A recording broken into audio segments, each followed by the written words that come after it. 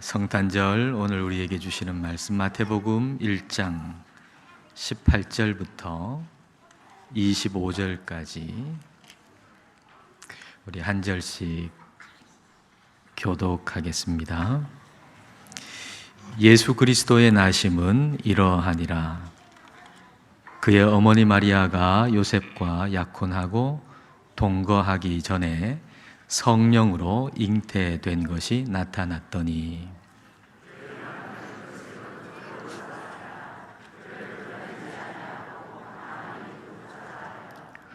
이 일을 생각할 때에 주의 사자가 현몽하여 이르되 다윗의 자손 요셉아 내 아내 마리아 데려오기를 무서워하지 말라. 그에게 잉태된 자는 성령으로 된 것이라.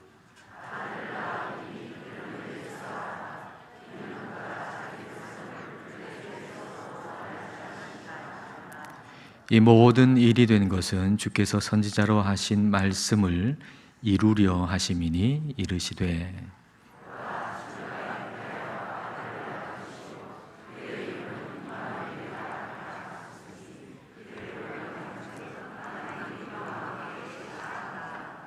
요셉이 잠에서 깨어 일어나 주의 사자의 분부대로 행하여 그의 아내를 데려왔으나 아들을 낳기까지 동침하지 아니하더니 나음의 이름을 예수라 하니라.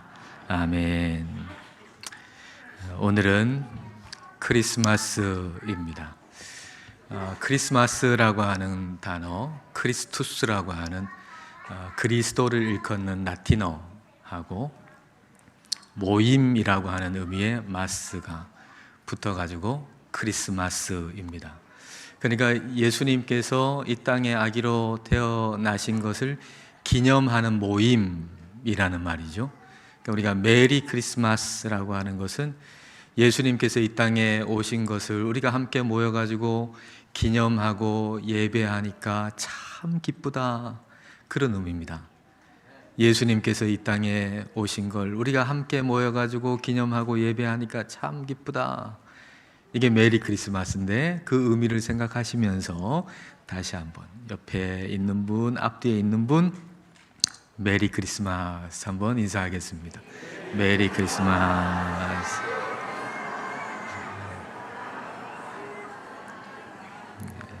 하나님이 사람이 되어서 이 땅에 오셨습니다. 그분이 바로 예수님이시죠. 그러면 왜 하나님이 사람이 되어서 이 땅에 오셨습니까? 그 이유가 오늘 본문 안에 있는 두 개의 이름 안에 들어 있습니다. 그 첫 번째 이름이 바로 예수라고 하는 이름이죠. 21절 말씀을 우리 다 함께 읽겠습니다. 아들을 낳으리니 이름을 예수라 하라.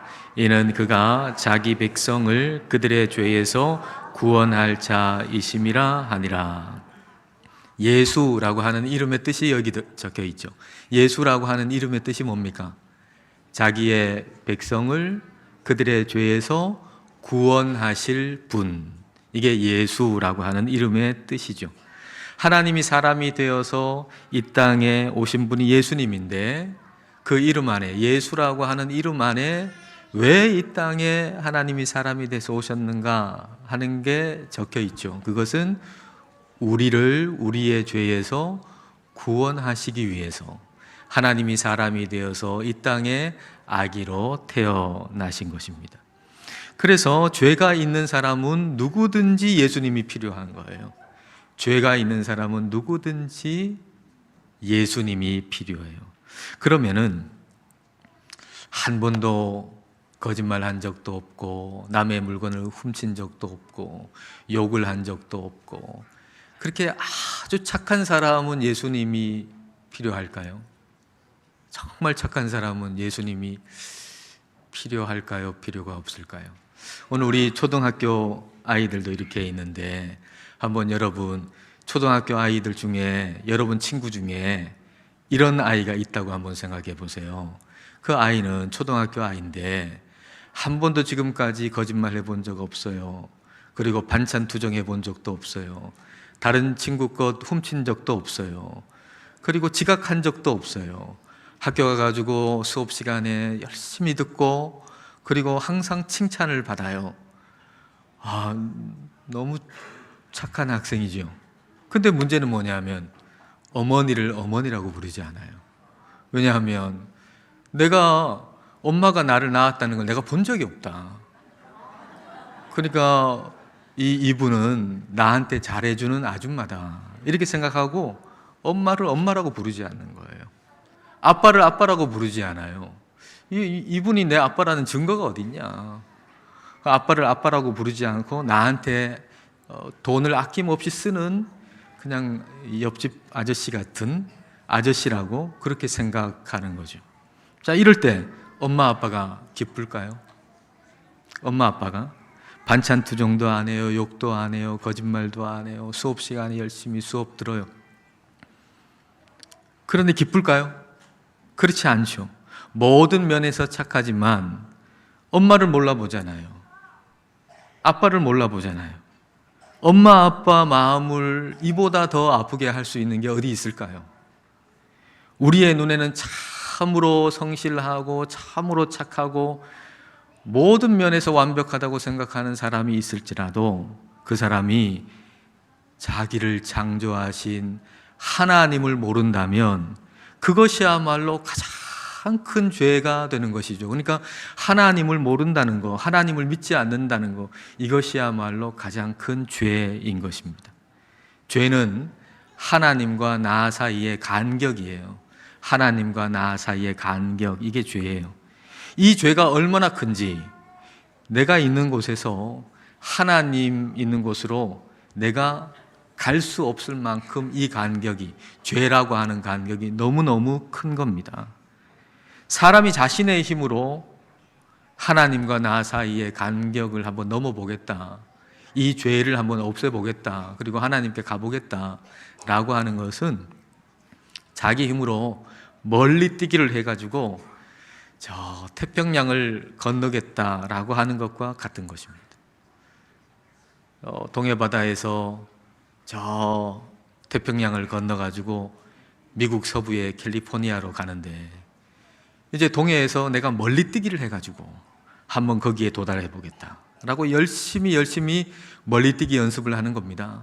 열심히 연습하다 보니까 한 1년 지나니까 작년보다는 30cm 더 멀리 뛰게 됐어요. 소망이 있다, 괜찮다. 그리고 더 열심히 했더니 1cm가 더 늘어나고 2cm가 더 늘어나고, 그래서 세계 신기록을 세울 만큼 됐어요. 그렇다고 가능한가요? 가능한 일이 아니죠. 내 힘으로 아무리 노력을 해도 저 태평양을 건너가지고 저 캘리포니아까지 동해안에서 건넌다는 것은 불가능한 일이죠. 죄라는 것은 우리를 하나님하고 거리를 떨어뜨리는 바로 그런 태평양과 같은 것이죠. 예수님은 이 죄에서 우리를 건지시고, 그리고 우리와 하나님 사이를 잇는, 연결하는 다리가 되기 위해서 우리에게 아기가 되어 이 땅에 태어나신 것입니다. 근데 그냥 죄 있는 사람이면 우리의 죄를 대신해서 죽으실 수가 없잖아요. 죄 있는 사람으로 태어나면 자기 죄로 죽는 거지 우리의 죄를 대신해서 죽으실 수가 없잖아요. 그래서 죄 없는 분으로 오셔야만 하는 거예요. 그래서 성령으로 잉태되어 이 땅에 태어나신 것입니다. 18절 말씀을 볼까요? 18절 말씀을 우리 다 같이 읽겠습니다. 예수 그리스도의 나심은 이러하니라. 그의 어머니 마리아가 요셉과 약혼하고 동거하기 전에 성령으로 잉태된 것이 나타났더니, 요셉이 마리아하고 동거하기 전에 마리아가 임신을 했다는 사실을 알게 됐을 때 얼마나 충격적이었겠습니까? 이건 우리의 머리로는 이해할 수 없는 거예요. 우리의 이해로는 이게 납득할 수 없는 거예요. 이것은 이해할 수 없는 선물이죠. 이것은 이해할 수 없는 선물이에요. 오늘 이 성탄절에 우리에게 주시는 최고의 선물이 뭡니까? 예수님 자신이 선물이죠. 예수님이 우리에게 가장 큰 선물인데, 이 선물은 우리의 머리로는 이해할 수 없는 선물이에요. 이 선물은 누가 여러분에게 생일 선물로 차를 한 대 사줬다 그러면은 엄청난 선물이죠. 대단한 선물이죠. 근데 또 어떤 사람이 여러분에게 또 선물을 주기를 아파트 한 채를 선물로 줬다 그러면 말만 했는데 지금 좋아하시네요. 어마어마한 선물이죠. 얼마나 좋은 선물입니까? 얼마나 큰 선물입니까? 아무리 큰 선물이라도 돈으로 계산하면 수로 나타낼 수 있어요. 그게 수천만 원이 됐든지 수억이 됐든지 수백억이 됐든지 우리가 숫자로 다 표현할 수가 있습니다. 그래서 선물의 크기가 아무리 커도 우리는 우리의 머릿속에 그게 들어와요. 우와, 이렇게 큰 선물을 주나? 라고 해도 그 선물은 우리 머릿속에 딱 숫자로 들어와요. 그러나 하나님이 우리에게 주시는 선물은 숫자의 범위를 넘어서는 거예요. 그러니까 우리의 머리로는 상상도 할 수 없고 이해도 할 수 없는 것이 이게 바로 예수님이라는 선물인 거예요. 그러니까 마리아도 이해해가지고 그걸 받아들인 게 아닙니다. 성령으로 내가 한 아이가 내 뱃속에 잉태된다. 이걸 이해해가지고 받아들인 게 아니에요. 순종함으로 받아들인 거예요. 요셉도 이해해가지고 그걸 받아들인 게 아니에요. 믿음으로 그걸 받아들인 것이죠. 자, 20절 말씀 보겠습니다. 이 일을 생각할 때에 주의 사자가 현몽하여 이르되 다윗의 자손 요셉아 내 아내 마리아 데려오기를 무서워하지 말라. 그에게 잉태된 자는 어떻게 됐다고요?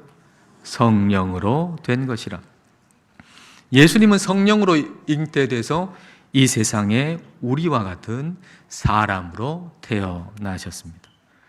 그래서 죄가 없으시니까 자기의 죄로 죽으실 수 없잖아요. 죄가 없으시니 자기의 죄로 죽으실 수 없어요. 그래서 우리의 죄를 대신하여 예수님은 십자가에서 죽으신 것입니다. 그로 인해서 우리는 우리의 죄에서 구원을 받고 하나님 아버지와 연결될 수가 있게 된 거예요. 하나님 아버지와 죄 때문에 연결되지 않았던 우리가 예수님께서 우리의 죄를 대신해서 죽으심으로 하나님 아버지와 연결될 수 있게 된 거죠. 요한복음 14장 6절 말씀, 예수님께서 우리 하나님 아버지와 우리를 연결시키셨다는 얘기잖아요. 같이 읽겠습니다. 예수께서 이르시되 내가 곧 길이요 진리요 생명이니 나로 말미암지 않고는 아버지께로 올 자가 없느니라. 우리는 예수님으로 말미암아서 하나님 아버지를 만나게 됐고요. 그리고 항상 하나님 아버지와 함께 있는 복을 받게 된 거예요. 예수님 때문에, 예수님 덕분으로. 이게 또 하나의 이름에 담겨 있죠. 우리가 항상 하나님 아버지와 함께 있게 됐다는 이 복, 또 하나의 이름인데 그 또 하나의 이름이 뭡니까? 23절 보겠습니다. 23절에 보라 처녀가 잉태하여 아들을 낳을 것이요 그의 이름은 임마누엘이라 하리라 하셨으니 이를 번역한즉 하나님이 우리와 함께 계시다 함이라. 예수라고 하는 이름은 우리를 우리의 죄에서 구원하신 분이다 라고 하는 뜻이고요. 그리고 임마누엘이라고 하는 이름은 하나님이 우리와 함께 계신다라고 하는 뜻입니다. 예수님께서 이 땅에 오신 이유는 예수라고 하는 이름 속에 있죠.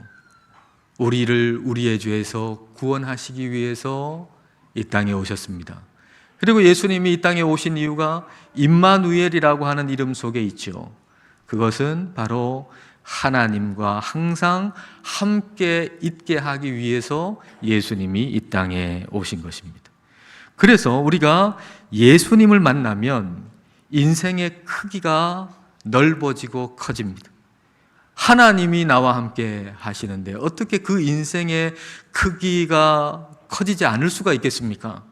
하나님이 나와 함께 하시는데 어떻게 그 인생의 넓이가 넓어지지 않을 수가 있겠습니까? 작년 4월에 미국 시사 주간지인 타임지에 세계에서 가장 영향력이 있는 100개의 기업이 소개가 됐어요. 애플이라든지 화이자라든지 디즈니 같은 그런 기업이 여기에 속해 있는데, 근데 여기에 들어있는 한 기업이 뭐냐면 하이브라고 하는 기업이에요. 하이브. 그리고 표지 모델은 아예 이 하이브에 속한 사람들이 표지 모델로 사진으로 들어가 있었어요. 하이브가 어떤 기업이죠? 하이브가 여러분 아시나요? 어른들이 잘 모르는 것 같네요. 이 훌륭한 기업을. 우리 아이들은 아는가 모르겠어요?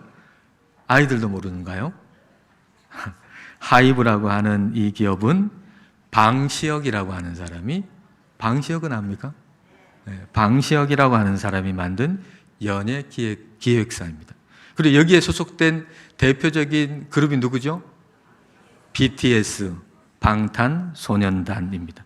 그러니까 하이브라고 하는 이 기업은 디즈니와 맞먹는 그런 기업이 된 거예요.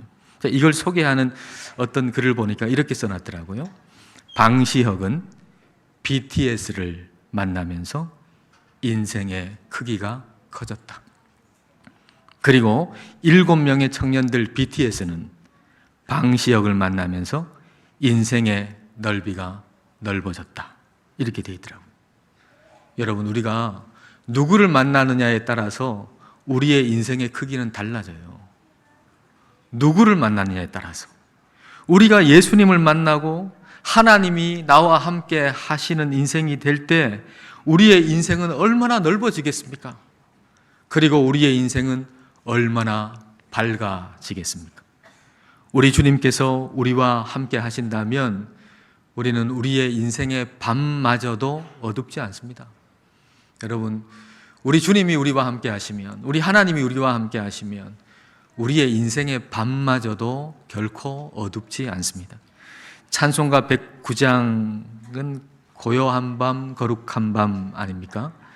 근데 이 찬송가 109장 가사를 보면 고요한 밤, 거룩한 밤, 어둠에 묻힌 밤 이렇게 되어 있는데요. 근데 원래 그 영어 가사는 그렇지 않아요. 우리가 이렇게 표현한 거하고 조금 달라요. 여러분, KFC 여기 있나요? 네, KFC. 이거 읽을 수 있겠죠? 이거 읽을 수 있겠죠? 같이 한번 읽어볼까요? 시작. Silent night, holy night, all is calm, all is bright. 예, 여러분 너무 훌륭하네요. All is bright 이라고 했잖아요. All is bright. 모든 게 밝다. 모든 게 밝다. 어두운 밤이 아니고요. 밝은 밤이에요. 어두운 밤이 아니에요. 밝은 밤이에요. 예수님께서 이 땅에 오심으로 세상의 모든 어둠을 다 물리치셨다는 거예요. 예수님께서 이 땅에 오심으로 우리 마음속에 있는 모든 어둠을 다 물리치셨다는 거예요. 그러니까 사실 가사는 어둠에 묻힌 밤이 아니고 어둠이 묻힌 밤이 돼야 맞는 거죠. 그렇죠? 어둠에 묻힌 밤이 아니에요. 어둠이 묻힌 밤이에요.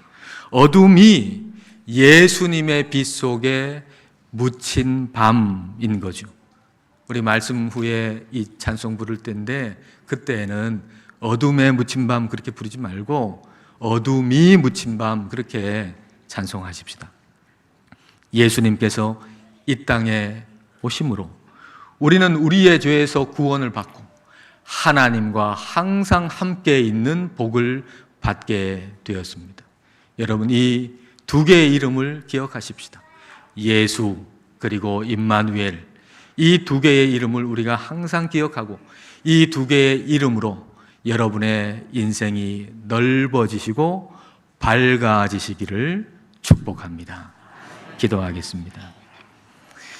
이 시간 우리 기도하실 때에 두 이름을 생각해 보십시다. 우리를 우리의 죄에서 구원하신 분 예수, 그리고 하나님이 우리와 함께 계신다는 뜻의 이름 임마누엘, 예수, 임마누엘, 이 두 이름 안에서 우리의 인생이 넓어지고 밝아지기를 기도합시다. 또 이 두 이름 안에서 우리가 사는 이 세상에 어둠이 묻히고 밝아지기를 이 시간 우리 함께 기도하시겠습니다.